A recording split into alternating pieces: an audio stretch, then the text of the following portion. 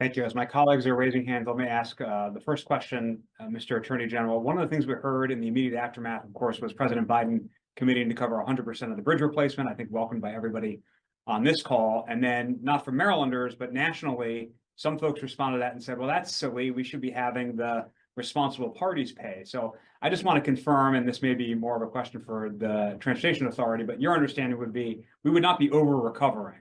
If we recovered funds for bridge replacement, that would go back to the federal government for the cost they gave us for replacing the bridge. Is that correct?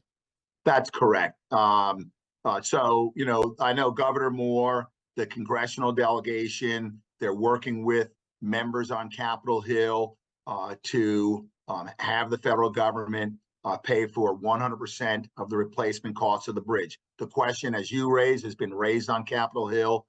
The governor and his team, with our support, has been able to answer that question pretty definitively, that any recoveries that we have from this litigation will be used to offset the cost to the federal government.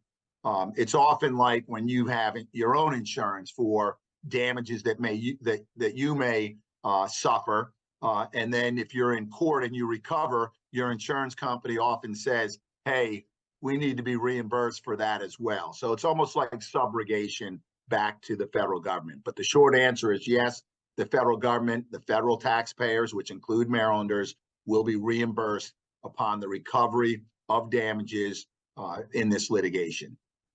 So just to be clear, your litigation does not say we don't need the federal government assistance, just as the federal government assistance doesn't say you don't need to litigate.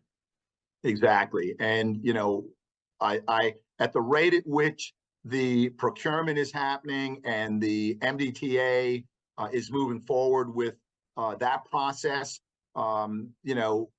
it's not unreasonable to imagine a scenario where that bridge will be completed before the litigation is over. So to delay working with or pressing the federal government to fund the bridge, waiting for the litigation to conclude, I think that would just exacerbate the damages to Maryland, the environmental damages, the lost revenues, tax revenues, toll revenues.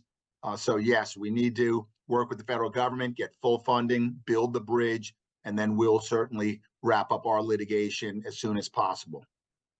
Thank you. Let me turn to my colleagues, Delegate Foley.